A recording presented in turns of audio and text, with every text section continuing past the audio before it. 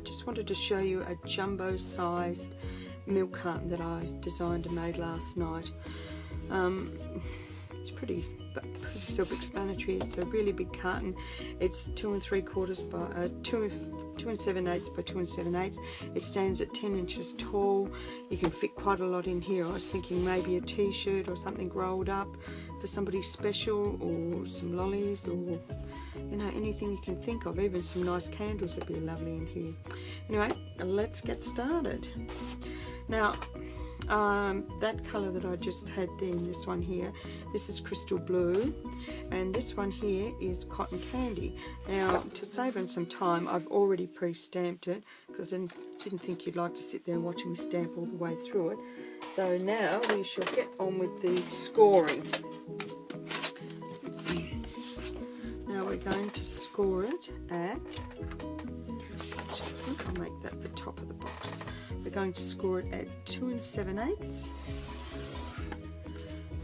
5 3/4, and if you have a longer scoreboard, you'd do it at 8 5/8. Yep, 8 5/8 and 11.5 inches. But because mine's smaller, I'll turn it around. I'm going to score it at 1/2 inch. And at 3 3/8. Now we will turn it around, and then I'm going to flip it over, and on this side I'm going to score it at 1/2 inch as this becomes the top fold back part of the box.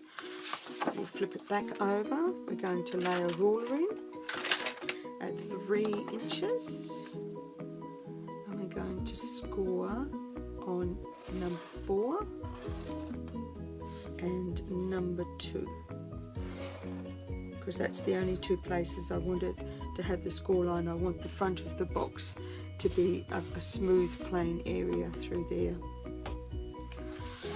Now we will turn it around and we'll score the bottom at 2 inches. Now it does not fully overlap.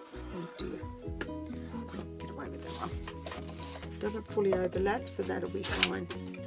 Put the scoreboard away. Now we'll take our ruler. Now here I want to bring this score line to this score line.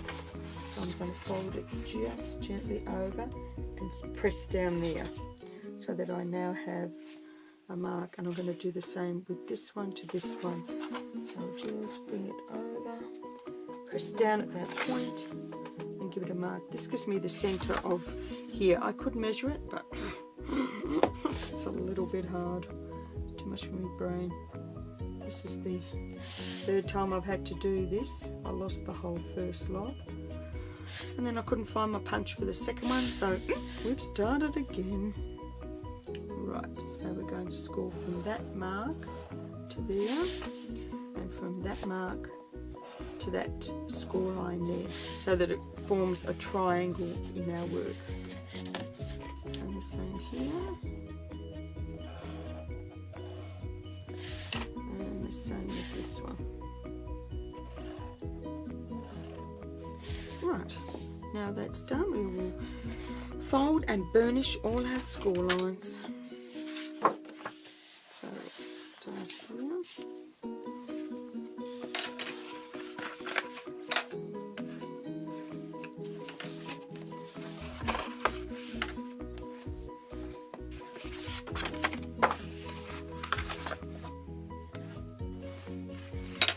Turn this one over because we're going to fold this one back on itself.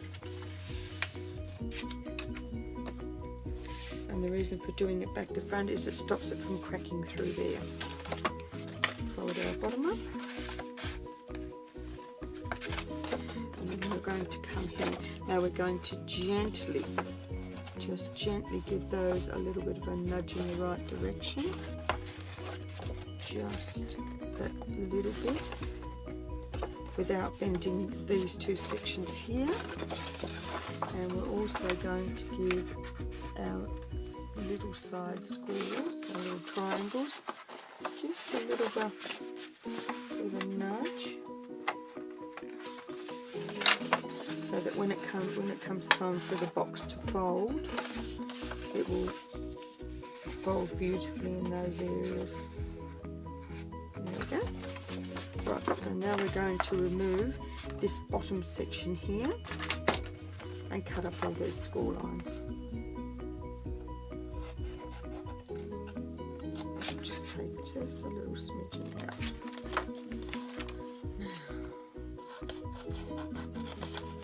I'm going to just take a little fraction out of each one so that when the box closes it won't hang out over the bottom.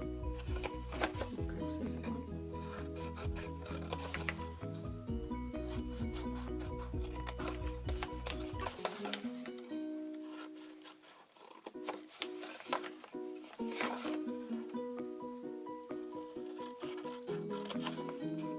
Nearly done.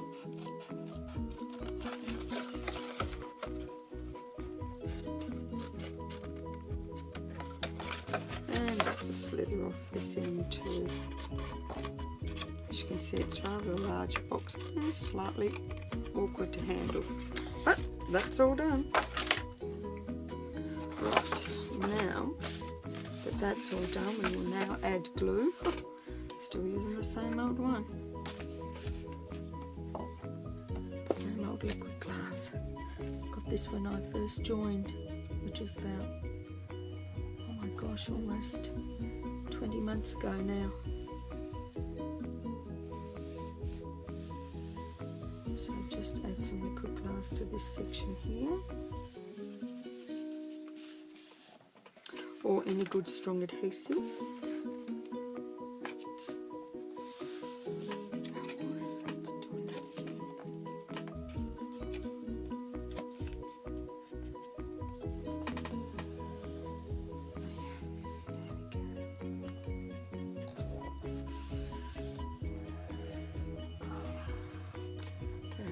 Boxes like me at all today. That'll do. Okay, so this is the back of the box. So we're just going to tuck. Oh, hang on. Glue hasn't set here.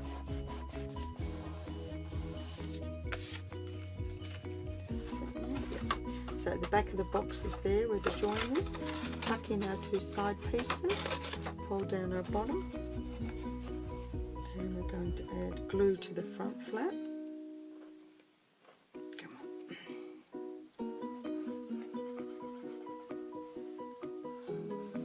on. As I was saying, I've had this liquid glass since I started, so it's done a lot of projects and it's still kicking on. So it lasts a long time. Right, now, when you pinch the top in,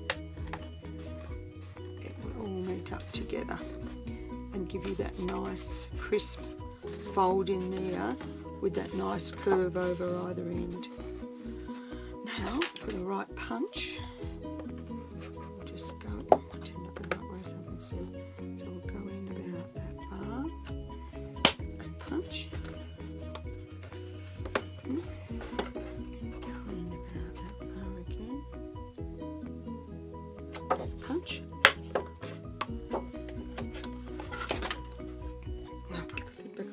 Glass using our, oh my gosh, what have I done with that? Before, it's alright, I found it was tucked away. So I'll bring it back up. I'm going to use a little tag I have, a little clip, to hold it in place while I thread the ribbon.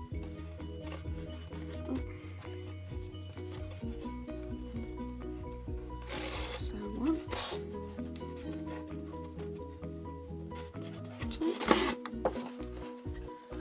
Tie a nice bow if you can, if you're not bow challenged like I usually am.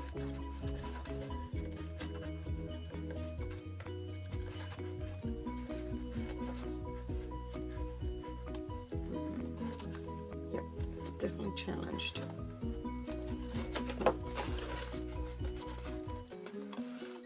No, that's not tight enough. Come on, cozy, lift your game.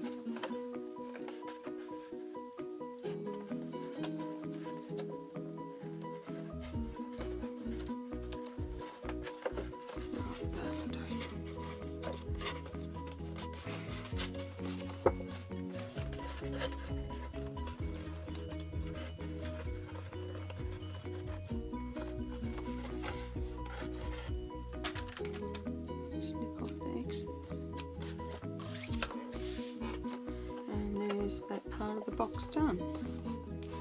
Now, to save time, I've already cut out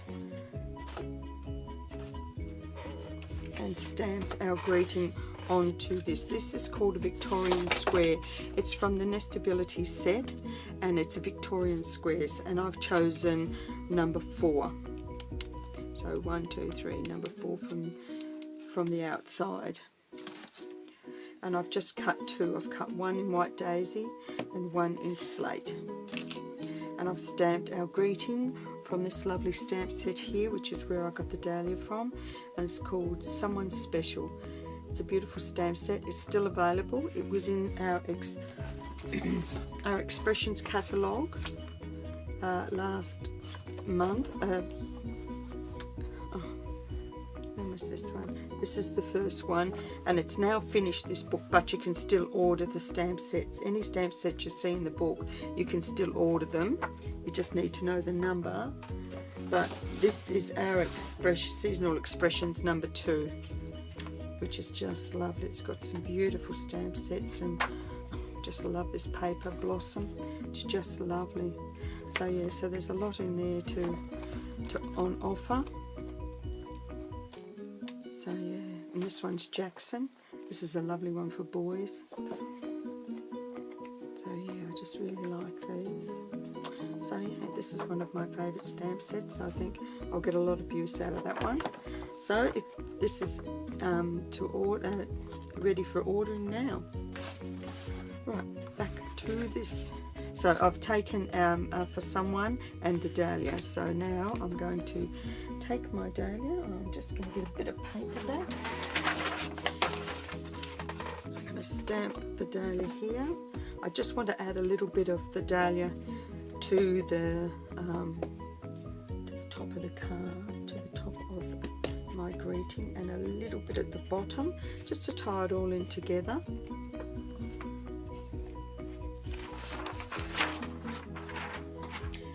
And then I'm going to offset that onto the slate. I've got these ones here I'll use.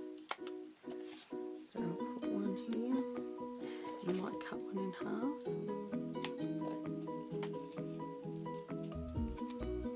Gosh almighty. One at the top and the other half at the bottom.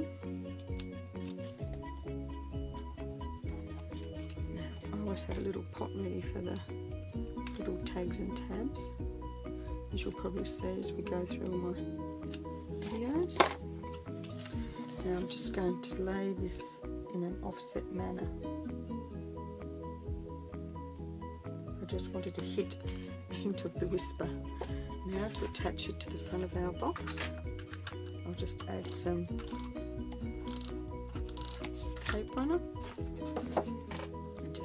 To the front, and there we have it, my jumbo milk carton. I hope you like it, and I hope you make it. Thanks very much for watching. Be sure to go to my my blog at colsiescraftycorner.wordpress.com for all the measurements and yeah, and the pictures. Thanks very much. Bye.